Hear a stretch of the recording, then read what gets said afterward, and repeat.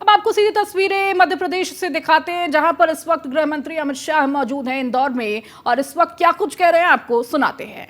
हो या एमएसएमई वाला, चाहे गांव हो, मजला शहर हो या म्युनिसिपल कॉरपोरेशन, चाहे जंगल हो, चाहे शहर कस्बा गांव हो, हर जगह विकास को पहुंचाने का काम ये भारतीय जनता पार्टी की सरकार ने किया है। और मित्रों, मैं आज पूछना चाहता हूं श्रीमान बंटाधार और करप्शन नाथ जी को कि आप बताइए, 2004 से 14 तक कांग्रेस की सरकार थी, आप कितना रुपया मध्य प्रदेश को देते थे? मैं बताता हूं, 2004 से 14 तक वो लोग 2 लाख करोड़ रुपया केंद्र से मध्य प्रदेश को देते थे। कितना देते थे भाई? जोर से बोलो, कितना? और नरेंद्र मोदी जी ने 14 से 23 के 9 साल में 7.5 लाख करोड़ रुपया देने का काम नरेंद्र मोदी जी ने किया। रेलवे के लिए, राजमार्ग के लिए कई सारे काम किए। रेलवे और नेशनल हाईवे मिलाकर टोटल 1 लाख करोड़ से ज्यादा अलग पैसा दिया। ग्वालियर हवाई अड्डे का विस्तार, रीवा में नया हवाई अड्डा, जबलपुर में नया टर्मिनल और 4000 से ज्यादा तालाब बनाने का काम किया। 250 मेगावाट का सोलर पार्क, 750 मेगावाट का सोलर पार्क और लगभग 4190 करोड़ की लागत से ग्रीन फील्ड पीथमपुर में स्थापित करने का काम भारतीय जनता पार्टी की सरकार ने किया। मित्रों, नीचे भारतीय जनता पार्टी की सरकार और ऊपर मोदी सरकार, ये दोनों मिलकर एक डबल इंजन की सरकारें मध्य प्रदेश को देश का नंबर 1 राज्य बनाएगी, नंबर 1 राज्य बनाएगी। आप सभी हर बूथ से आए हुए कार्यकर्ता, मैं आप सभी को एक बात कहने आया हूं कि भाजपा को चुनाव कभी भी मंच पर बैठे हुए नेता नहीं जिता सकते। जिता सकते हैं क्या? अरे जोर से बोलो, जिता सकता है?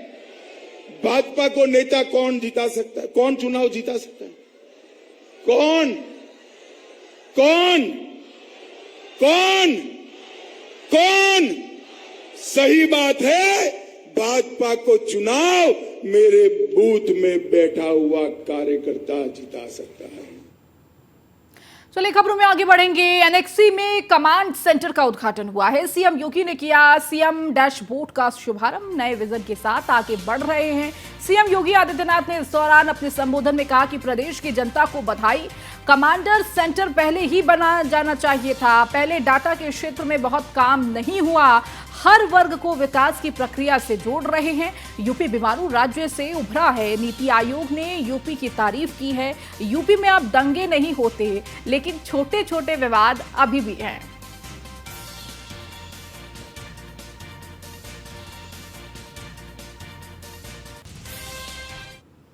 यहाँ पे प्रदेश में ऑर्गेनाइज क्राइम नहीं है।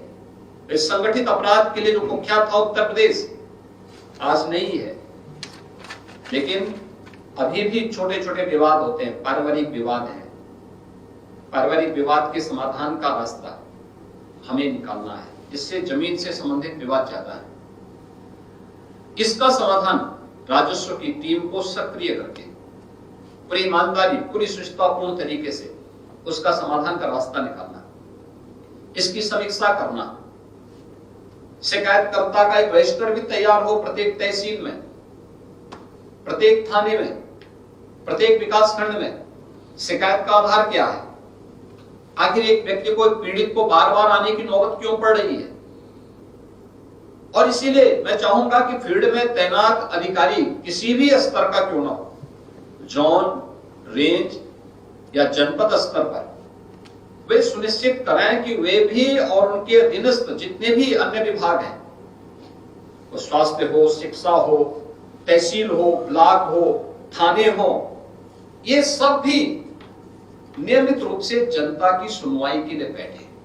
नीचे तहसील से, थाने से, ब्लॉक से या फिर अन्य उन संस्थानों से उसके मन में एक कहीं ना कहीं एक आशंका का भाव हमेशा बना रहता है। आशंका का भाव क्यों बना हुआ है?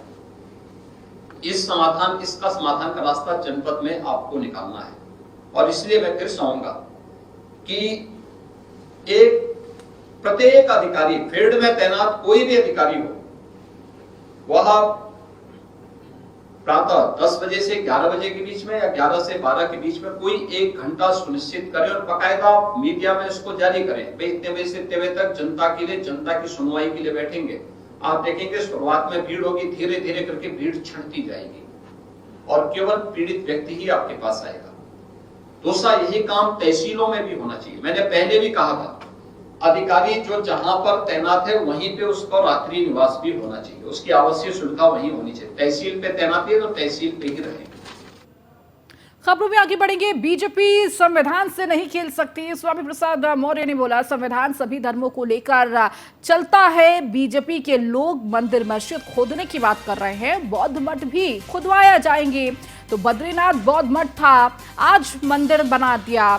सबकी आस्था महत्व रखती है, ऐतिहासिक साक्ष्यों पर बात करनी चाहिए। तो बद्रीनाथ, केदारनाथ बौद्ध मठ को हिंदू मंदिर बनाया गया।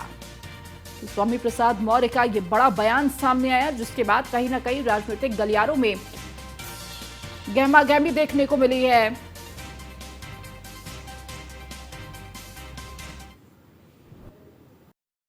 भारतीय जनता पार्टी के लोग साजिश के तहत निरंतर मस्जिद मंदिर मामले को उठाकर हर मस्जिद में मंदिर खोजने की बात करेंगे, तो ये परंपरा उनके लिए महंगी पड़ेगी। क्योंकि अगर ये हर मस्जिद में मंदिर खोजेंगे तो लोग हर मंदिर में बौद्ध मठ भी खोजना शुरू करेंगे। क्योंकि ऐतिहासिक साक्ष्य और गवाह तथ्य इसके एक पुख्ता प्रमाण हैं कि जितने भी हिंदू धर्म तीर्थ स्थल बनाए गए हैं, ये सब पहले कभी बौद्ध मठ थे। उसी क्रम में हमने बद्रीनाथ और केदारनाथ धाम की भी बात की थी, जिसमें मैंने कहा था 7वीं शती के अंत तक 8वीं शती के शुरुआत तक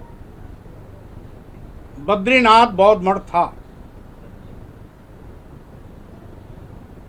उसके बाद आज शंकराचार्य ने उसको परिवर्तित करा करके